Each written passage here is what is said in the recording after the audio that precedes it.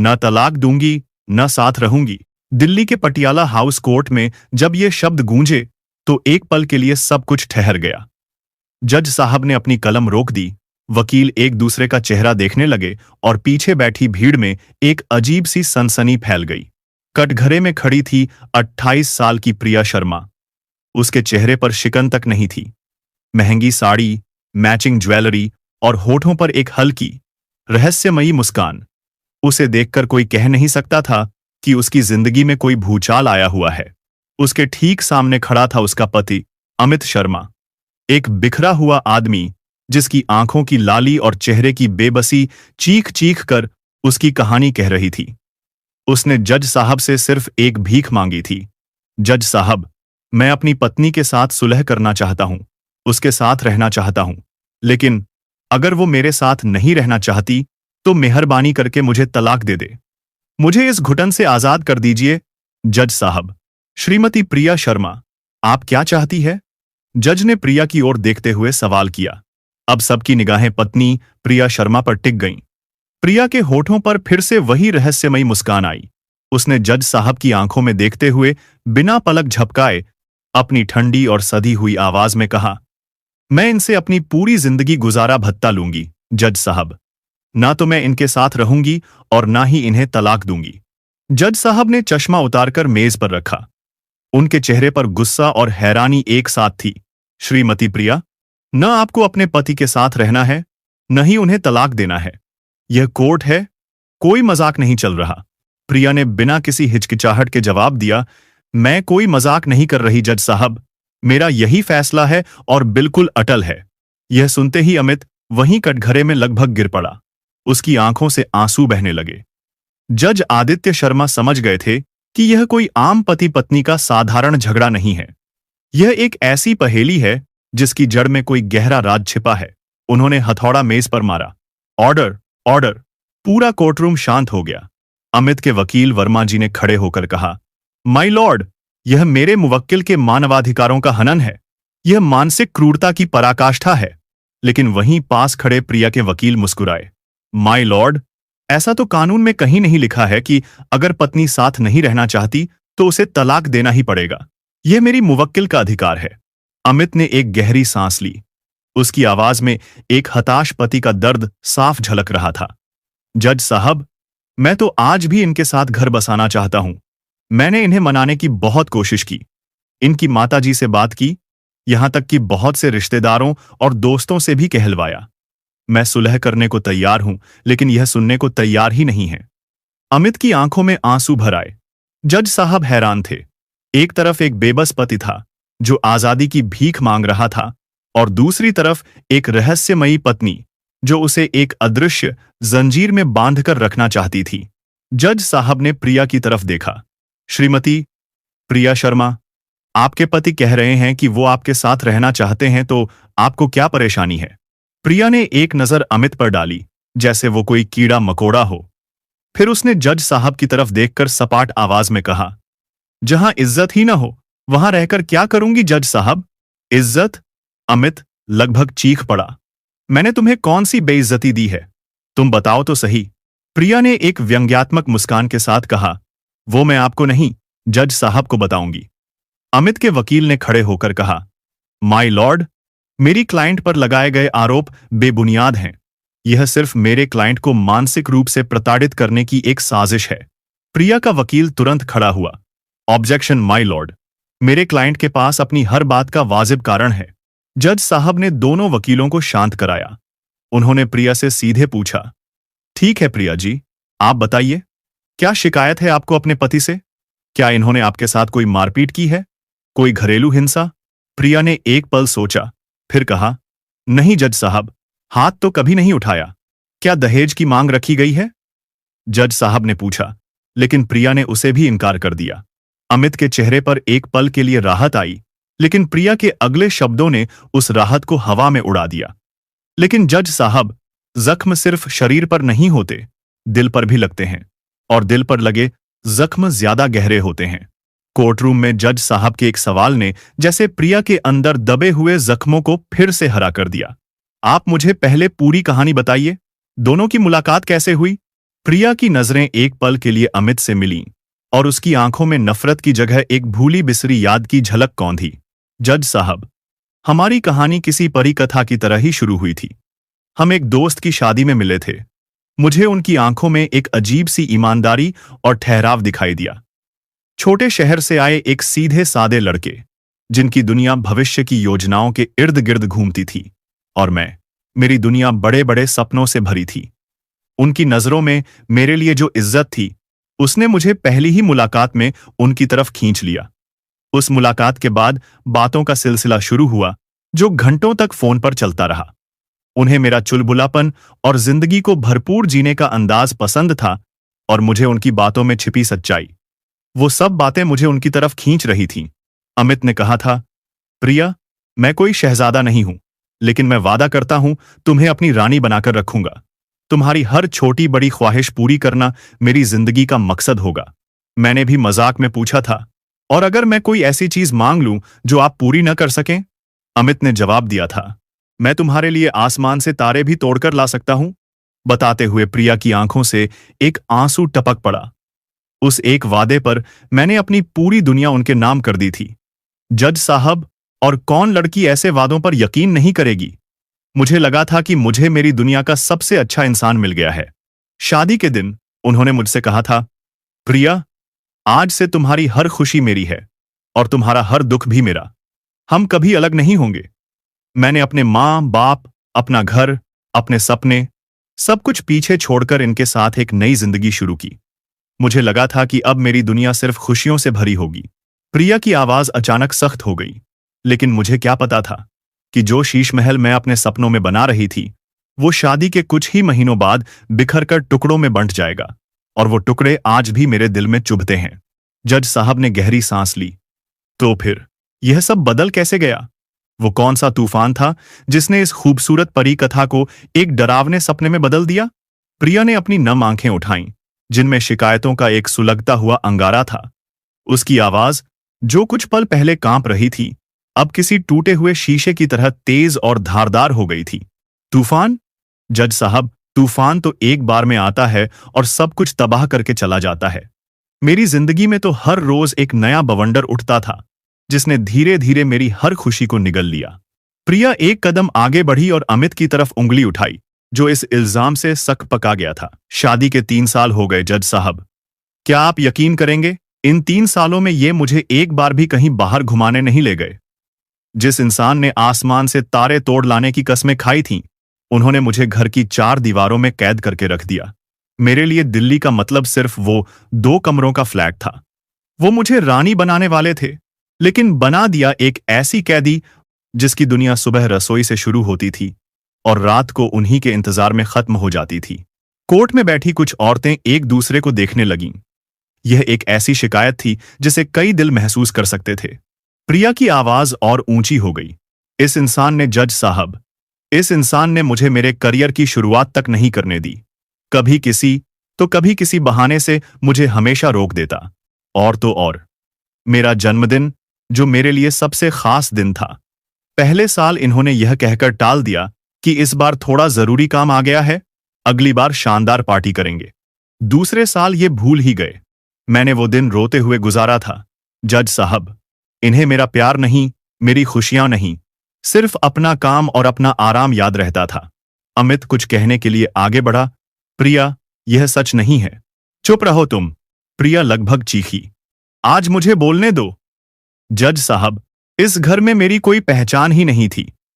मैं इनकी पत्नी थी, लेकिन घर का हर फैसला इनकी मां लेती थी। मेरी राय की कीमत उस घर में रद्दी के कागज से भी कम थी। उसकी आवाज में अब दर्द और गुस्सा एक साथ घुल चुके थे। और हद तो तब हो गई, जज साहब, जब मैं तेज बुखार में तप रही थी। मेरा बदन टूट रहा था। मैंने इनसे बस इतना कहा कि ऑफिस से जल्दी लौट आना और मुझे डॉक्टर को दिखा लाना। और इन्होंने क्या किया?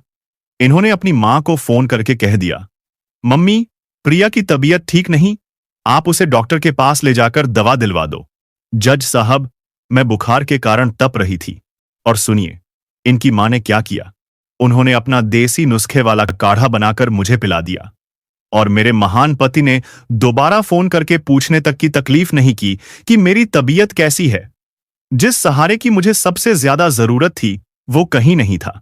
आखिरकार मेरी माँ का फोन आया और जब मैंने उन्हें अपनी तबीयत के बारे में बताया तो वह मुझे डॉक्टर के पास लेकर गईं। तब जाकर मुझे कहीं आराम आया था। उसके बाद भी मेरी माँ ने न जाने कितनी बार फोन करके मेरा हाल चाल पूछा था, लेकिन मेरे पति ने एक बार भी नहीं। आप ही पूछिए इनसे, इन्हें पत्नी चाहिए थी या नौकरानी? जब ये मुझे अपनी पत्नी का हक ही देना नहीं चाहते थे तो क्या जरूरत थी मुझसे शादी रचाकर मेरी जिंदगी बर्बाद करने की? प्रिया की आंखों से आंसू बह रहे थे। कोर्टरूम में एक भारी खामोशी छा गई थी जिसे प्रिया की सिसकियां ही तोड़ रही थीं। अमित के चेहरे का रंग ऐसे उड़ गया जैसे किसी ने उसके शरीर से सारा खून निचोड़ लिया हो। उसने कांपते होठों से जज साहब से कुछ कहने की इजाजत मांगी। जज साहब ने उसे सिर हिलाकर अनुमति दी। अमित अपनी सारी हिम्मत जुटाकर बोला, जज साहब, हाँ, यह सच है कि मैं प्रिया को कहीं घुमाने नहीं ले गया, लेकिन मेरी भी मजबूरी थी। वरना कौन पति नहीं चाहेगा कि अपनी पत्नी को दुनिया की हर खुशी दे? लेकिन दिल्ली जैसे शहर में रहते हुए एक सैलरी से घर की ईएमआई निकालना, मां की दवाइयां, महीने का खर्च और ऊपर से ऑफिस की जिम्मेदारियां, इन सब के बीच मैं शौक पूरे करूं या घर चलाऊं? परंतु मैंने इसे वादा किया था कि मेरा प्रमोशन होते ही सबसे पहले मैं इसकी यह ख्वाहिश पूरी करूंगा। उसकी आवाज में एक मध्यम वर्गीय इंसान की बेबसी साफ झलक रही थी। प्रिया, जहां तक तुम्हारे पहले जन्मदिन की बात है, मैं घर आने में लेट जरूर हो गया था प्रिया, लेकिन उस दिन ऑफिस से लौटते हुए मैं तुम्हारे लिए फूलों का गुलदस्ता और तुम्हारी पसंदीदा मिठाई लेकर आया था। हाँ, वो कोई महंगा तोहफा नहीं था, लेकिन उसमें मेरा प्यार था। पर तुम्हें वो मिठाई नहीं, किसी 5 सितारा होटल में डिनर चाहिए था जो उस महीने मेरे बजट से बाहर था। क्या प्यार की कीमत तोहफे के आकार से तय होती है, जज साहब? अमित की आवाज भर्रा गई। और वो दिन जब तुम्हारी तबीयत खराब थी, हाँ, मैं नहीं आ सका। मेरे ऑफिस में एक बहुत जरूरी इंस्पेक्शन थी। अगर मैं उस दिन छुट्टी लेता तो शायद मेरी नौकरी चली जाती। और ये नौकरी, ये भी तो मैं अपना घर चलाने के लिए करता हूं प्रिया। तुम्हारे सपनों को पूरा करने के लिए ही तो दिन रात खटता हूं। मैंने मां को फोन किया, उन्हें कहा कि तुम्हें डॉक्टर के पास ले जाएं। मां ने तुम्हें घरेलू दवा दी, तुम्हारा ख्याल रखा। हाँ, माना कि वो तुम्हें डॉक्टर के पास नहीं ले गईं क्योंकि उन्हें यकीन था कि उस नुस्खे से तुम्हारी तबीयत ठीक हो जाएगी। वो मुझे भी आज तक वही काढ़ा पिलाती आई हैं। लेकिन क्या ये मेरा गुनाह था कि मैंने अपनी मां से मदद मांग ली? अमित ने जज साहब की तरफ देखते हुए कहा, जज साहब, मैं इसे रानी शायद नहीं बना सका। मैं आसमान से तारे तोड़कर नहीं ला सका। मैं एक आम इंसान हूं जो अपने परिवार को एक अच्छी, इज्जत भरी जिंदगी देने की कोशिश कर रहा था। शायद मेरी कोशिशें इनकी उम्मीदों के सामने छोटी पड़ गईं। अमित के इन शब्दों ने कोर्टरूम का माहौल बदल दिया। कहानी जितनी सीधी और एकतरफा लग रही थी, अब उतनी थी नहीं। सहानुभूति की लहर अब 2 हिस्सों में बंट चुकी थी। जज साहब ने सारे पहलुओं को सोच विचार कर उन्होंने अपनी नजरें प्रिया पर टिकाईं, जिसकी आंखों में अब भी शिकायतें थीं। जज साहब ने संयम से कहा, श्रीमती प्रिया, मैंने आपकी बातें सुनी। घुमाने न ले जाना, जन्मदिन पर महंगा तोहफा न देना या आपकी राय न लेना, ये बातें यकीनन दिल दुखाती हैं। लेकिन क्या यह वजह इतनी बड़ी है कि आप अपने पति से अलग हो जाएं? पति पत्नी के रिश्ते में इन छोटी छोटी बातों को लेकर तनाव तो आ सकता है, लेकिन इन सब चीजों के कारण रिश्ता तोड़ना समझदारी नहीं है। इससे पहले कि प्रिया कोई जवाब देती, कोर्टरूम में पीछे से एक तेज और भावुक आवाज गूंजी, जज साहब, आप प्रिया को गलत समझ रहे हैं, क्योंकि इसने आपको अब तक इस पर हो रहे जुल्म की पूरी कहानी बयान ही नहीं की है। मैं बताऊंगी कि इसने इतना बड़ा कदम क्यों उठाया। सबकी निगाहें उस आवाज की दिशा में घूम गईं। लोगों के बीच खड़ी एक 60 साल की महिला, जिनकी आंखों में आंसू और चेहरे पर अपनी बेटी के लिए लड़ने का जज्बा था, आगे बढ़ने की कोशिश कर रही थी। यह प्रिया की मां सुधा देवी थीं। कोर्ट के एक अधिकारी ने उन्हें रोकने की कोशिश की। आप बैठ जाइए, जब आपको बुलाया जाएगा आप तभी आगे आइएगा। लेकिन सुधा देवी रुकी नहीं। प्रिया मेरी बेटी है, उसे जन्म दिया है मैंने, मैं चुप नहीं रह सकती। उनकी आवाज में इतनी पीड़ा थी कि जज साहब ने हाथ के इशारे से अधिकारी को रोक दिया। उन्हें आगे आने दीजिए, जज साहब बोले। सुधा देवी कटघरे के पास आकर खड़ी हो गईं। उनकी सांसें फूली हुई थीं। जज साहब, मेरी बेटी ने आपको इस मक्कार आदमी की पूरी सच्चाई नहीं बताई। असली जिल्लत तो मेरी बेटी ने सहन की है। जब भी प्रिया के मायके में यानी कि हमारे घर परिवार में, रिश्तेदारों में कोई शादी ब्याह का फंक्शन होता था तो ये साहब कभी इसके साथ नहीं जाते थे। मेरी बेटी बेचारी अकेली जाती थी। सब लोग पूछते थे, तुम्हारे पति क्यों नहीं आए? क्या जवाब देती मेरी बच्ची? सबके सामने उसका सिर शर्म से झुक जाता था। बताइए, क्या ये मानसिक प्रताड़ना नहीं है? अमित ने तुरंत अपना बचाव करना चाहा। जज साहब, यह सच नहीं है। ऐसा नहीं है कि मैं कभी किसी फंक्शन में नहीं गया। हाँ, एक बार प्रिया के चाचा के बेटे की शादी में मैं नहीं जा पाया था। मेरी कंपनी में साल का सबसे बड़ा ऑडिट चल रहा था और मेरा वहां रहना बेहद जरूरी था। मैंने प्रिया को यह समझाया भी था, अगर नौकरी नहीं रहेगी तो घर कैसे चलेगा? अमित की बात सुनकर सुधा देवी और भड़क गईं।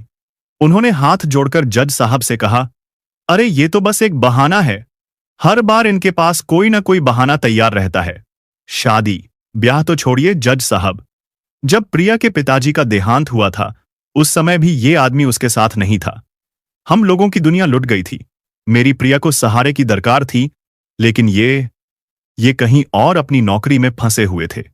हमने फोन करके इनको खबर दी, लेकिन जब तक ये लौटे तब तक अंतिम संस्कार भी हो चुका था। अंतिम संस्कार के भी 4 घंटे बाद पहुंचे थे ये। क्या यही होता है एक पति का सहारा? कोर्ट रूम में खामोशी गहरी हो गई। प्रिया के आंसुओं की धार उसके चेहरे को भिगो रही थी। वह हांफती हुई बोली, हाँ जज साहब, उस दिन मैंने महसूस किया कि मेरी दुनिया में मेरे लिए कोई नहीं है। जिस शख्स ने मुझे वादा किया था कि हर खुशी दुख में साथ देगा, वही मेरे जीवन के सबसे बड़े दुख में साथ नहीं था। वो दिन मुझे हमेशा हमेशा याद रहेगा। जज साहब ने गंभीरता से अमित को देखा। मिस्टर अमित, इस विषय में आप क्या कहना चाहते हैं? अमित का चेहरा उतर गया।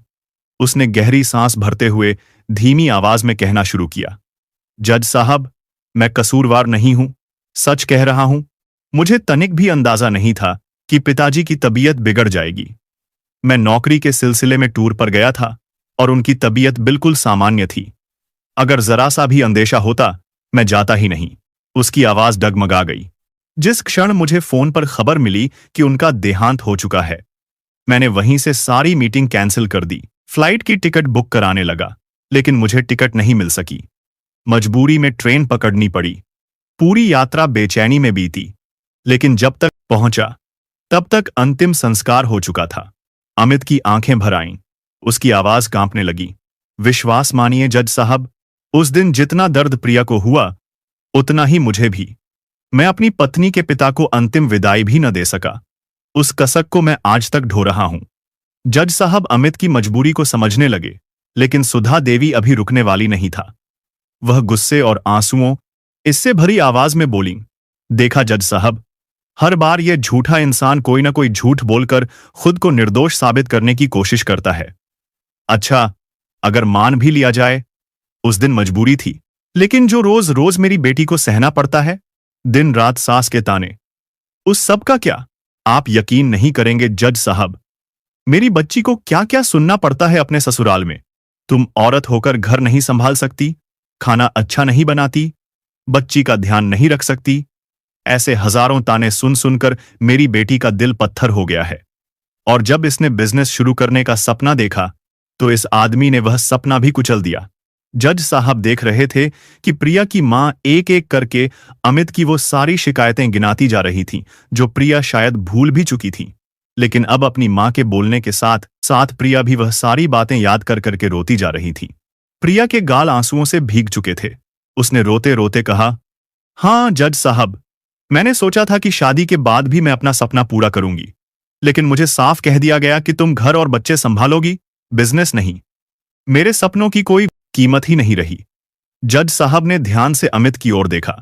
क्या यह सच है मिस्टर अमित? क्या आपने प्रिया को बिजनेस शुरू करने से रोका? अगर उन्हें अपने सपने पूरे करने थे तो इसमें कोई हर्ज तो नहीं था। अमित ने तुरंत सिर उठाया। आवाज टूट रही थी मगर दृढ़ थी। नहीं जज साहब, मैंने कभी इसे मना नहीं किया। हमारी बेटी को टाइफाइड हो गया था, वो काफी समय से बीमार चल रही थी।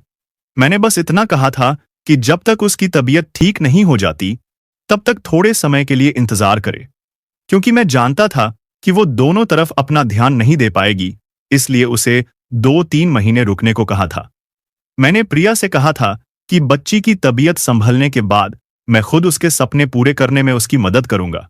और जहां तक रही मेरी मां की बातें, तो जज साहब, डॉक्टर ने बच्ची को बाहर का खाना खिलाने से बिल्कुल मना किया था। मेरी मां प्रिया को सिर्फ यही कहती थी कि बाहर का न खिलाओ, घर का अच्छा खाना खिलाओ। लेकिन प्रिया फिर भी उसे बाहर का पैक्ड फूड या मैगी नूडल्स खिला देती थी। जब भी मां इस बात पर टोकती, तो प्रिया को गुस्सा चढ़ जाता था।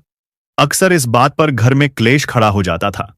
अमित ने आंसुओं को पोंछते हुए कहा, मैंने हर बार बीच बचाव की कोशिश की, लेकिन न मां को समझा पाया, न प्रिया को। इस बीच सबसे ज्यादा टूटा मैं खुद हूं, जज साहब, क्योंकि मैं दोनों पार्टों के बीच पिस रहा था। कोर्ट का माहौल और भारी हो गया। अमित की आवाज बीच में ही टूट गई, गला भर्रा गया और वह वहीं कटघरे में सिर झुकाकर रो पड़ा। एक 32 साल के मर्द को कोर्ट में यूं फूट फूट कर रोते देख पूरे कोर्ट में एक अजीब सी खामोशी छा गई। एक मजबूत दिखने वाला आदमी आज पूरी तरह से टूट चुका था, लेकिन प्रिया की मां पर इसका कोई असर नहीं हुआ। उनकी आंखों में आग जल रही थी। ये मगरमच्छ के आंसू हैं, जज साहब, सुधा देवी की आवाज नश्तर की तरह चुभी। जज साहब, देखिए कैसे रो रहा है। ये सिर्फ अपनी गलतियां छुपाने का एक नाटक है। जितनी भी दलीलें ये पेश कर रहा है, सब की सब झूठ हैं। एक एक पैसे के लिए तरसाता है ये मेरी बच्ची को। ये आदमी उसकी छोटी छोटी ख्वाहिशें भी पूरी नहीं कर सकता। इसलिए मेरी बेटी ने तय किया है कि वो कानून के मुताबिक हर महीने इस आदमी से गुजारा भत्ता लेगी, लेकिन इसे आजाद नहीं करेगी। ये आदमी भी प्रिया के साथ इसी रिश्ते में बंधा रहेगा। ये मेरी बेटी प्रिया को खुश नहीं रख सकता, तो मैं और मेरी बेटी भी इसे दूसरी औरत के साथ खुश नहीं देखना चाहते। जज साहब सारे बयानों को माप तोल रहे थे। इससे पहले कि वो कुछ कहते, अमित के वकील मिस्टर वर्मा तुरंत खड़े हो गए। उनकी आवाज में गुस्सा और दृढ़ता थी। जज साहब, इस सारे मामले में एक बात और भी है जिसका अब तक खुलासा नहीं हुआ है। उन्होंने अपना ब्रीफकेस खोला और एक पुराना लेकिन साफ सुथरा दस्तावेज निकालकर जज साहब की तरफ बढ़ाया। जज साहब, यह अमित का अपॉइंटमेंट लेटर है। 3 साल पहले बेंगलुरु की एक बहुत बड़ी मल्टीनेशनल कंपनी से मिला था। पैकेज था 25 लाख रुपए सालाना। आज जो वह कमाता है उसका 3 गुना। लेकिन उन्होंने यह नौकरी ठुकरा दी। जज साहब ने हैरानी से दस्तावेज देखा और पूछा, क्यों? इतनी अच्छी नौकरी क्यों छोड़ी अपने मिस्टर अमित? इससे बेहतर तो आपके लिए कुछ हो ही नहीं सकता था।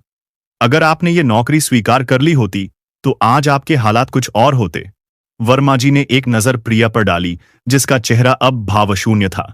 फिर कड़कती आवाज में बोले, जज साहब, ये बात आप मिस्टर अमित से न पूछकर इनकी पत्नी प्रिया शर्मा से पूछें तो बेहतर होगा। जज साहब मिस्टर वर्मा को हैरानी से देखने लगे। फिर मिस्टर वर्मा अपनी आवाज में पूरा दम भरकर बोले, हाँ जज साहब, क्योंकि प्रिया शर्मा बेंगलुरु शिफ्ट नहीं होना चाहती थी। वो कहती थी कि मैं अपने माँ बाप से दूर नहीं जा सकती, और मेरे मुवक्किल अमित शर्मा ने अपने करियर का इतना बड़ा मौका सिर्फ इसलिए ठुकरा दिया ताकि प्रिया को अपने परिवार से दूर न जाना पड़े। वकील ने अपनी बात खत्म करते हुए एक सवाल दागा जो पूरे कोर्टरूम में तीर की तरह फैल गया। जिस इंसान ने अपनी पत्नी की एक ख्वाहिश के लिए अपने भविष्य को दांव पर लगा दिया हो, उस पर उसकी पत्नी एक एक पैसे के लिए तरसाने का इल्जाम लगा रही है, ये कहां तक जायज है? अमित के वकील के खुलासे ने कोर्टरूम में एक भूचाल ला दिया था। जज साहब के साथ साथ वहां बैठे वकील और आम लोग भी हैरान रह गए थे। सबकी निगाहें प्रिया पर थीं, जो मूर्ति की तरह खड़ी थीं। उसका चेहरा शर्म से फीका पड़ चुका था। वह कुछ बोल नहीं पा रही थी, और अब सुधा देवी के पास भी कहने के लिए कोई शब्द नहीं थे, क्योंकि यह एक ऐसा सच था जिसे झुठलाया नहीं जा सकता था। जज आदित्य शर्मा ने दस्तावेज को देखा, फिर अमित के झुके हुए कंधों को, और फिर प्रिया के पीले पड़ चुके चेहरे को। उनकी अनुभवी आंखों को अब कहानी के वो हिस्से भी दिखने लगे थे जो अब तक अंधेरे में थे। अब सुधा देवी को लगा कि बाजी हाथ से निकल रही है। उन्होंने तुरंत आंसू भरी आंखों से जज साहब की तरफ देखा। जज साहब, ये तो कहानी का एक पहलू है जिसे वकील साहब दिखाने की कोशिश कर रहे हैं। हमने हमारी बेटी को बचपन से ही राजकुमारी की तरह पाला है। उसने कभी तकलीफ देखी ही नहीं। मेरी बेटी जब ये छोटी थी तो एक गुड़िया के बाल बिगड़ जाने पर रो पड़ती थी, और मैं और इसके पापा तब तक चैन से नहीं बैठते थे जब तक उसके चेहरे पर मुस्कान न ले आए। हमने उसे नाजों से पाला था, जज साहब। और इन लोगों ने क्या किया? मेरी उस हंसती खेलती गुड़िया को हर रोज रोने पर मजबूर कर दिया। जिस बेटी ने कभी ऊंची आवाज में बात नहीं की, उसे दिन रात तानों के जहर भरे घूंट पीने पड़े। जब भी फोन करती हूं अपनी बच्ची को, तो बस उसकी सिसकियां ही सुनाई देती हैं। मैं अपनी बेटी को इस नर्क में घुट घुट कर मरते हुए नहीं देख सकती। जज साहब, बिल्कुल नहीं देख सकती। प्रिया ने मां का हाथ पकड़ लिया और टूटते स्वर में बोली, हां मां, मैं हार गई हूं। मैंने बहुत कोशिश की इस घर में अपना वजूद बनाने की, लेकिन मेरे वजूद और मेरे सपनों को बस नजरअंदाज किया गया। मैं अब थक गई हूं। कोर्ट में उपस्थित अन्य औरतें प्रिया की पीड़ा को समझ पा रही थीं, लेकिन तभी जज आदित्य शर्मा ने अपनी कलम टेबल पर रख दी और कुछ देर आंखें बंद रखीं, जैसे वह स्थिति की गहराई को नाप रहे हों। फिर उन्होंने अपने चश्मे के ऊपर से एक बहुत पैनी नजर सुधा देवी पर डाली और फिर वो सवाल पूछा जिसने केस की पूरी दिशा ही बदल दी। सुधा जी, एक बात बताइए, जब प्रिया अपने पति के घर में रह रही थी, तब आप दोनों की बात कितनी बार होती थी? सुधा देवी ने बिना सोचे गर्व से कहा, रोज होती थी जज साहब। 2-3 घंटे तो आराम से बात हो जाती थी। वो मुझसे अपना हर सुख दुख बांटती थी। जज साहब ने अगला सवाल दागा, उस समय क्या आपको पता होता था कि घर में आज खाने में क्या बना है? हाँ बिल्कुल, मेरी बेटी मुझसे कुछ नहीं छिपाती, सुधा देवी ने कहा, यह समझे बिना कि वह एक जाल में फंस रही हैं। फिर दूसरा सवाल पूछा गया, अगर सास बहू में कोई छोटी मोटी नोक झोंक होती थी, तो क्या उसकी खबर भी आपको तुरंत मिल जाती थी? जी जज साहब, मेरी बेचारी बच्ची किसे दिल का हाल सुनाती? एक बात बताती थी वो मुझे। मैं ही तो उसका एकमात्र सहारा थी, सुधा देवी ने जोर देकर कहा। अब जज साहब की आवाज में एक सख्ती आ गई। उन्होंने सुधा देवी की आंखों में सीधे देखते हुए कहा, तो मतलब आप अपनी बेटी के ससुराल के हर पल की खबर रखती थीं, उसके किचन में होने वाली सास बहू की खटपट से लेकर उनके कमरे में होने वाली पति पत्नी की निजी बातों तक। पूरे कोर्टरूम में एक अजीब सा सन्नाटा पसर गया। जज साहब ने अपना आखिरी और सबसे तीखा सवाल पूछा, सुधा जी, आपने अपनी बेटी को नाजों से पाला, पढ़ाया लिखाया और धूमधाम से उसकी शादी करके विदा किया, यह सबको मालूम है। लेकिन क्या आपने उसे कभी मानसिक रूप से उसके पति के घर का होने दिया, या हर रोज फोन पर उसे वापस खींचकर अपने ही आंगन की राजकुमारी ही बनाए रखा? यह सवाल नहीं, एक आईना था जिसमें सुधा देवी को अपना क्रूर और स्वार्थी चेहरा दिखाई देने लगा था। कोर्ट में मौजूद हर व्यक्ति की सांसें जैसे थम सी गईं। जज साहब का सवाल एक हथौड़े की तरह था, जिसकी चोट से सुधा देवी तिलमिला उठीं। वह तुरंत अपना बचाव करने लगीं। जज साहब, यह आप क्या कह रहे हैं? मैं उसकी मां हूं। अगर वह अपना दुख मुझे नहीं बताएगी, तो किसे बताएगी? क्या उसे घुट घुट कर मरने के लिए छोड़ दूं? जज साहब ने अपनी जगह से उठे बिना शांति से कहा, सुधा जी, एक बेटी अपना दुख अपनी मां को ही बताएगी, यह बात सच है। लेकिन सवाल यह है कि दुख था कौन सा? उन्होंने अपनी पैनी नजरें प्रिया और उसकी मां पर गड़ाईं। अमित ऑफिस से लेट आया। यह एक घटना है, दुख नहीं। सास ने खाने में नुक्स निकाला। यह एक तकरार है, जुल्म नहीं। जन्मदिन पर महंगा तोहफा नहीं मिला। यह केवल एक उम्मीद का टूटना है, रिश्ते का टूटना नहीं। जज साहब की आवाज अब और गहरी हो गई। आपने अपनी बेटी से हर रोज 3 घंटे बात की। आपने उसके घर की हर छोटी बड़ी बात को सुना और हर छोटी बात को एक बड़ा दुख बना दिया। हर छोटी तकरार को एक जुल्म का नाम दे दिया। घर में होने वाली वह छोटी छोटी बातें अगर आप उससे ना पूछती और वह आपको ना बताती, तो शायद 2-4 दिनों में खुद ब खुद भूल जाती और फिर से घर के लोग एक हो जाते। लेकिन आपने ऐसा होने नहीं दिया। आपकी बातों ने छोटी सी चिंगारी को सुलगाकर इतना बड़ा बना दिया कि उस चिंगारी ने आग का रूप धारण कर लिया। प्रिया की नजरों में उसके घर वाले अपराधी और वह खुद एक पीड़िता बनकर रह गई। आपने अनजाने में ही अपनी बेटी के मन में यह भर दिया कि उसका ससुराल एक नर्क है और उसका पति एक जालिम। सुधा देवी कांप रही थी। मैंने तो बस उसका साथ दिया। यह साथ नहीं था सुधा जी, जज साहब ने कठोरता से कहा। यह जहर था, एक मीठा जहर, जो आपने अपनी ही बेटी के शादीशुदा रिश्ते में घोल दिया। शादी का पौधा पति पत्नी के भरोसे और आपसी समझ के पानी से सींचा जाता है। आपने रोज फोन करके उस पौधे की जड़ों में नफरत और शिकायत का तेजाब डाला। उन्होंने प्रिया की तरफ देखा, जो सुन्न खड़ी थी।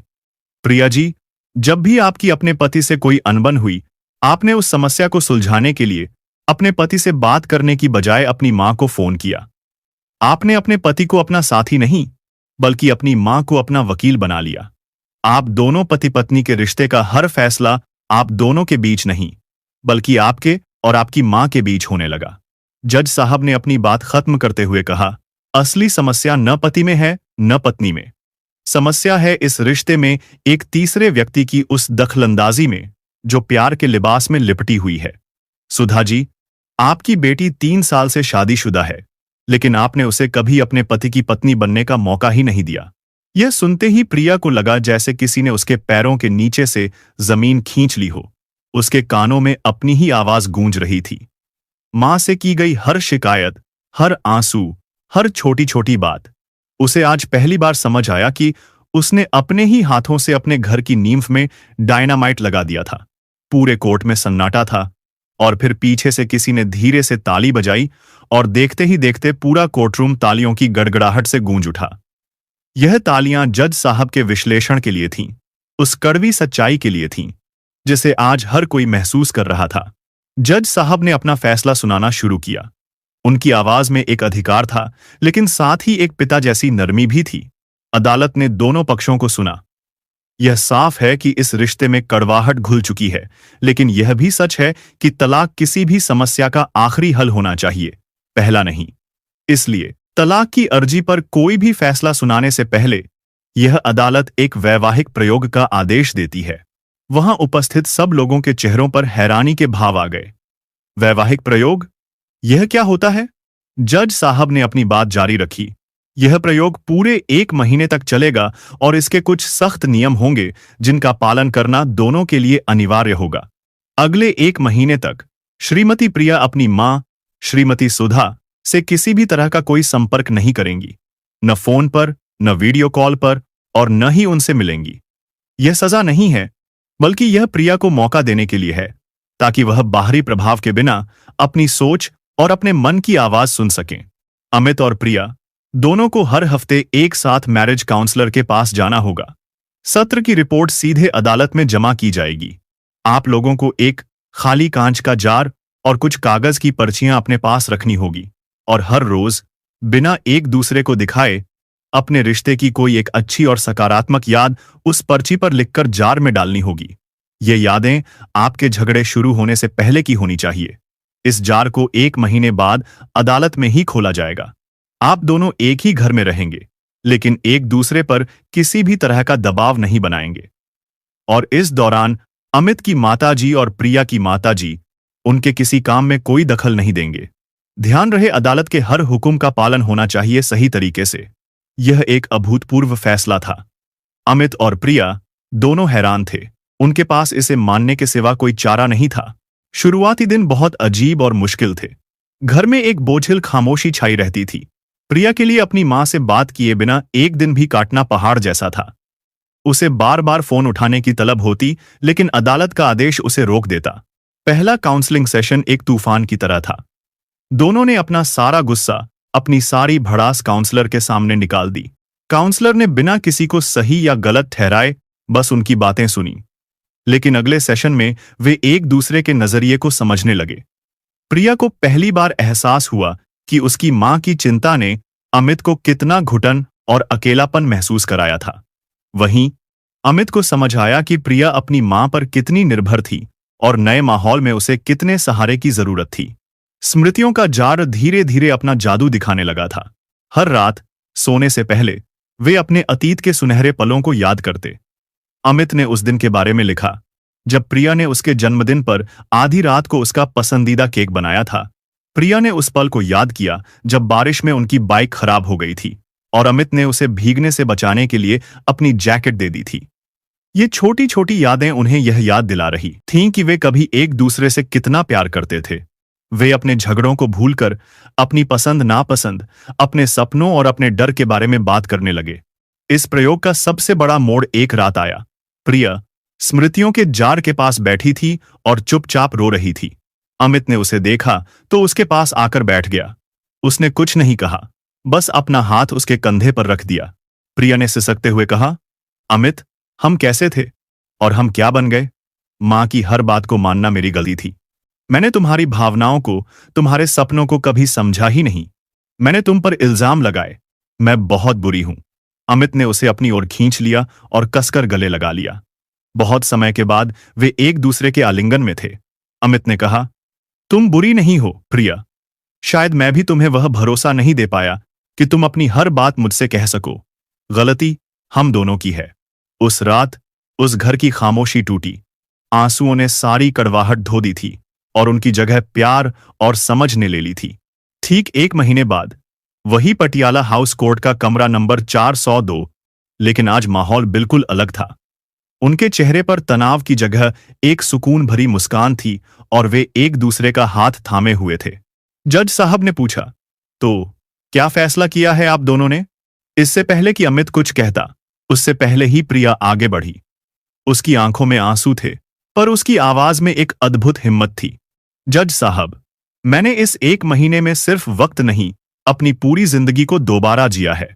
मुझे एहसास हुआ कि मैंने जितना समय अपनी मां के कंधे पर रोकर गुजारा, अगर उसका आधा समय भी अपने पति का हाथ थामकर बिताया होता तो शायद हमें कभी यहां आना ही नहीं पड़ता।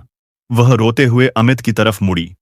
मैंने अपने पति के हर त्याग को नजरअंदाज किया।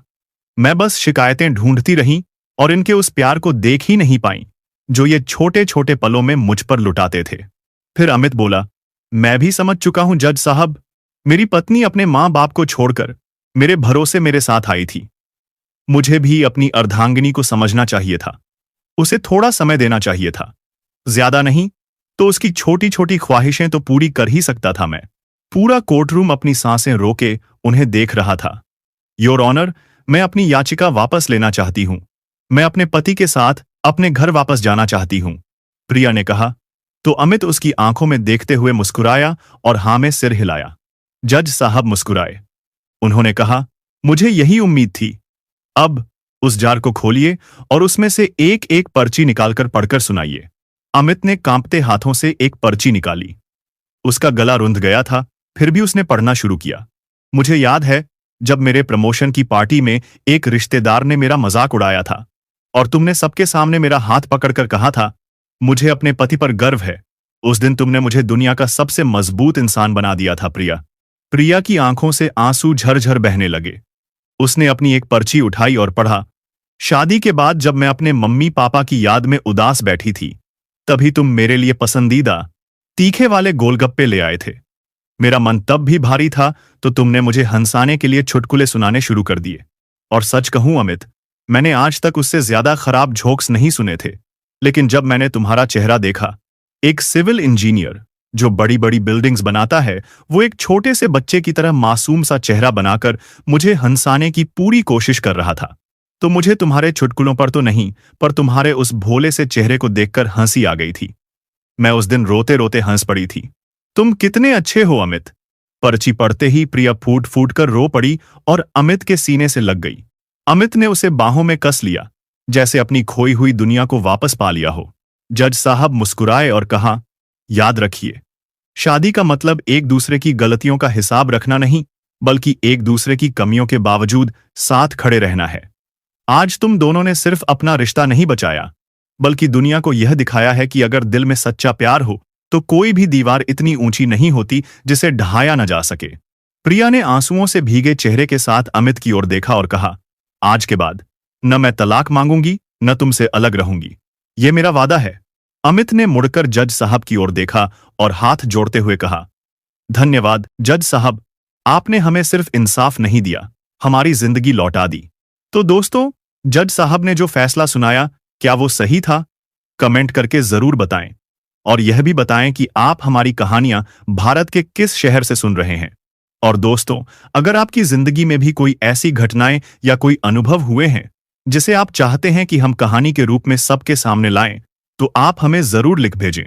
आप कमेंट कर सकते हैं या फिर डिस्क्रिप्शन में दी गई ईमेल आईडी पर मेल भी कर सकते हैं। धन्यवाद।